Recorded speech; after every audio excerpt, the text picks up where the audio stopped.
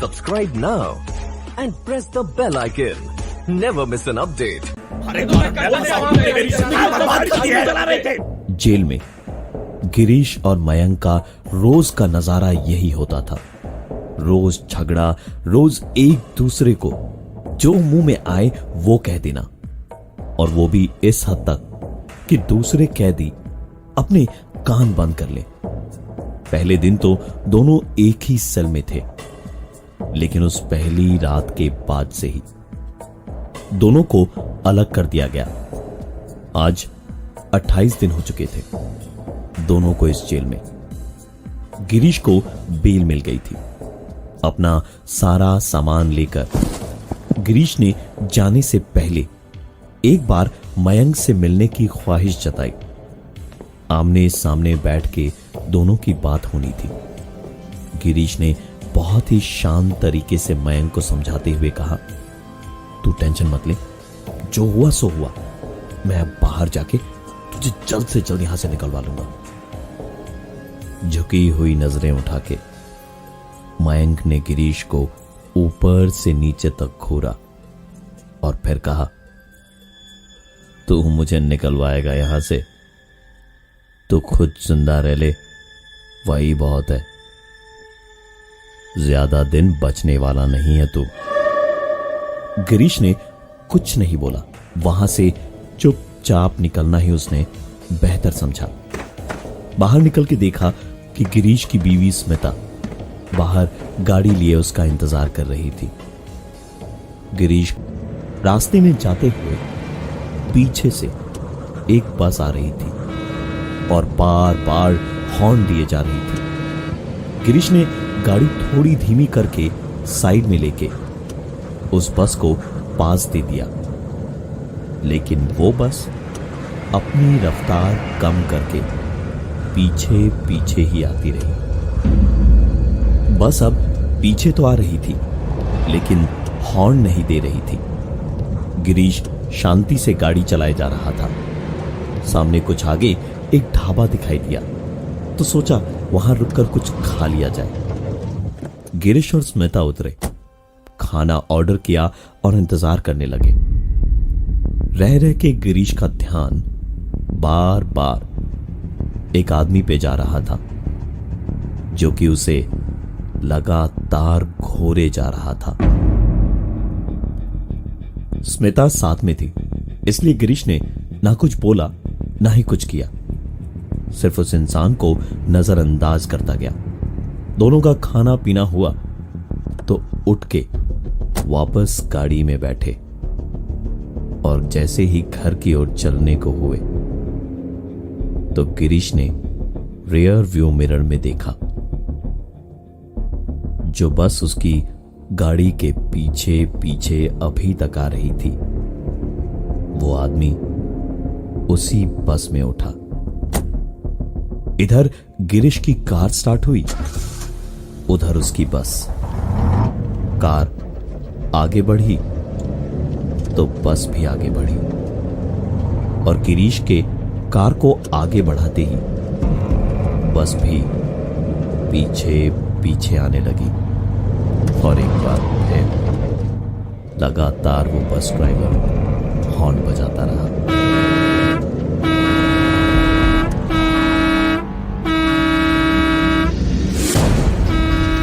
गिरीश ने सोचा कि गाड़ी रोक के किनारे लगा दे तो वो अपने आप आगे चला जाएगा। यही सोचकर गिरीश ने जैसे ही गाड़ी किनारे लगाई, बस भी वहीं किनारे रोक के खड़ा हो गया। गिरीश ने एक दो बार एक्सेलरेटर को तूल देके एक्सेलरेटर छोड़ दिया, पर ठीक वैसे ही पीछे बस वाला भी साथ साथ एक्सेलरेटर बढ़ाता और घटाता रहा। गिरीश ने अपनी गाड़ी आगे बढ़ाई, बस भी पीछे पीछे वैसे ही चली। गिरीश ने एक बार फिर से गाड़ी को किनारे लगाया, इस उम्मीद पे कि शायद अब कुछ हो जाए, शायद वो बस वाला आगे निकल जाए, लेकिन एक बार फिर बस वाला ठीक उसकी गाड़ी के पीछे रुक गया। गिरीश को इतना गुस्सा शायद ही आता हो, लेकिन इस वक्त उसका गुस्सा 7वें आसमान पे था। वो बड़बड़ाता हुआ गाड़ी से नीचे उतरा और उसी वक्त स्मिता ने उससे पूछा, अरे गिरीश, कहाँ जा रहे हो? स्मिता को कोई जवाब दिए बिना ही गिरीश उतरा और जहां खड़ा था वहीं का वहीं पत्थर की मूरत बन के रुक गया, क्योंकि जिस बस और बस वाले के लिए वो उतरा था वो तो वहां थे ही नहीं। स्मिता उधर से गिरीश को देख रही थी जब इधर से खिड़की पर खटखटाने की आवाज हुई और गिरीश की आवाज आई, सुनो, मेरी तबीयत थोड़ी ठीक नहीं लग रही है, तुम गाड़ी चलाओ ना प्लीज। स्मिता ने गाड़ी चलानी शुरू की। कुछ 20 से 25 मिनट में ही दोनों शहर पहुंच गए थे, जहां एक सिग्नल पर गाड़ी रुकी थी। सिग्नल खुलने में तकरीबन 30 सेकंड बचे थे जब स्मिता की खिड़की पे जोर जोर से कोई खटखटाने लगा। गिरीश ने पलट के उधर देखा तो कोई भिखारी था। स्मिता ने कांच नीचे किया और पर्स में से पैसे निकाल के उसको देने को हाथ निकाला तो गिरीश ने हंसते हुए उस आदमी का चेहरा देखा। ये कोई और नहीं, वो ही बस ड्राइवर था जो हाईवे पर उनकी गाड़ी का पीछा कर रहा था। तभी सिग्नल खुला और गाड़ी स्मिता ने आगे बढ़ा दी।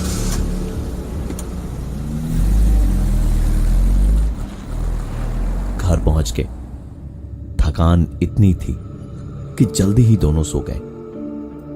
नींद तो बहुत गहरी थी, लेकिन रात करीब 1 बजे एक जोर की आवाज हुई और गिरीश अपनी नींद से जागा। गिरीश ने उठ के इधर उधर देखा। कमरे में टीवी बंद था, घर भर की लाइट्स बंद थी, सिवाय फ्रिज और एसी के सब कुछ बंद था। और झांक के खिड़की से भी बाहर देखा तो कोई गाड़ी नहीं थी वहां। गिरीश चुपचाप लेट गया और कुछ देर बाद ही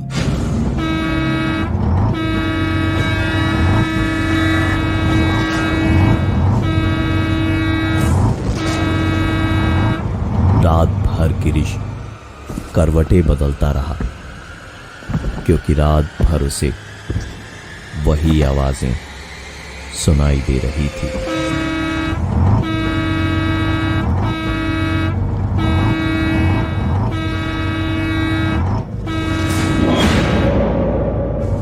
सुबह गिरीश की नींद खुली डोरबेल की आवाज से। घड़ी उठा के टाइम देखा तो सुबह के 5 बजे थे। उठ के दरवाजे के पास जाते हुए उसने पूछा, कौन है? उधर से आवाज आई, सर जी दूध। पास ही में रखे दूध के बर्तन को उठाकर आंखें मलते हुए गिरीश ने दरवाजा खोला और दूध वाले की शक्ल देखते ही जैसे गिरीश की रगों में दौड़ता गर्म खून बर्फ बन गया था। वो वहीं का वहीं जम गया, क्योंकि वो दूध वाला कोई और नहीं बल्कि वही बस वाला था जो हाईवे पर उसकी गाड़ी के पीछे लगा हुआ था। गिरीश ने तुरंत दरवाजा बंद किया तो वो आदमी दरवाजे पर जोर जोर से खटखटाते हुए डोरबेल बजाने लगा। गिरीश एक एक कदम दरवाजे से दूर हट रहा था जब पीछे किसी चीज से लड़खड़ाया। पलट के देखा तो उसकी बीवी स्मिता थी। उसने चिढ़ के कहा, उफ, सुबह सुबह ये क्या नाटक कर रहे हो तुम? दूध तो ले लो, बेचारा कब से दरवाजे पे खड़ा है। स्मिता ने गिरीश के हाथ से बर्तन को छीना और दरवाजा खोलकर दूध लिया और गिरीश को घूरती हुई वापस किचन में आके काम करने लगी। गिरीश को इन सब चीजों के बाद सर में जैसे बहुत तेज दर्द होने लगा। रात भर ठीक से सोया भी नहीं था, तो तबीयत तो खराब होनी ही थी। गिरीश वापस कमरे में सोने चला गया और दोपहर तक सोता रहा। दोपहर में उसकी नींद खुली एक आवाज से।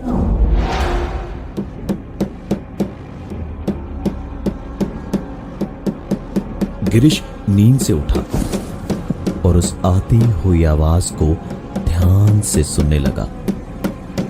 अचानक उसे पता नहीं क्या हुआ, उछल के दरवाजे को खोलने की कोशिश करने लगा और पागलों की तरह चीखने लगा। खोलो खोलो, दरवाजे को खोलो, कौन है बाहर, दरवाजे को खोलो, अरे कौन है बाहर, दरवाजे को खोलो, खोलो ना दरवाजे को बाहर से। इस शोर को सुनकर स्मिता भी अपनी दोपहर की नींद से उठी और बड़ी बुरी तरह गिरीश की तरफ देखते हुए गुस्से से बोली, तुम पागल हो गए हो क्या गिरीश? चाहते क्या हो तुम? गिरीश वैसे ही रोते रोते बोला, उसने दरवाजे पर कीले लगा के हमें अंदर बंद कर दिया है। वो मार देगा मुझे मार डालेगा स्मिता, मुझे मार डालेगा वो। स्मिता ये सुनकर और बुरी तरह से गुस्सा हो गई थी। गिरीश को दांत भींचते हुए उसने कहा, कहीं किसी ने दरवाजे पे कीले नहीं लगाई हैं। तुम दरवाजे की कुंडी ही खोल लो, दरवाजा खुल जाएगा। गिरीश ने स्मिता की बात सुन के कुंडी खोली तो दरवाजा भी खुल गया। अजीब सी मुस्कान थी इस वक्त गिरीश के चेहरे पर।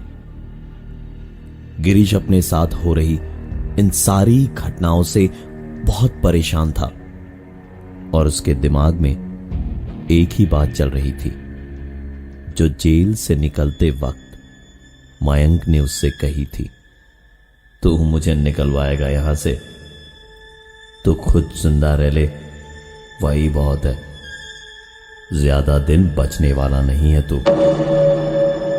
गिरीश अपनी गाड़ी लेकर सुबह होते के साथ ही तुरंत मयंक से मिलने जेल पहुंचा। वहां जब जेल में उससे मिला तो गिरीश बार बार मयंक से एक ही सवाल पूछता रहा कि तूने ऐसा क्यों कहा कि मैं ज्यादा दिन नहीं बचूंगा। मयंक ने उसके सारे सवालों का जवाब बस इतना कह के दिया, तुम्हारी मौत तुम्हारे पीछे ही इस वक्त खड़ी तुम्हारी सारी बातों को सुन रही है।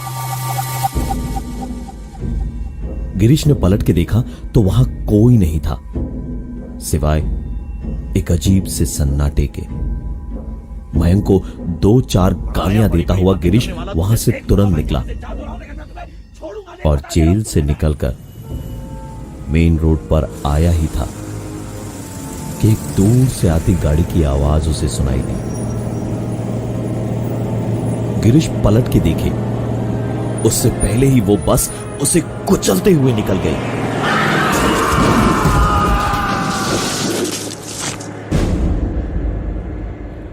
आज से तकरीबन 1 महीने पहले अपने बचपन के दोस्त और बिजनेस पार्टनर गिरीश और मयंक किसी काम के सिलसिले में शहर के बाहर जा रहे थे।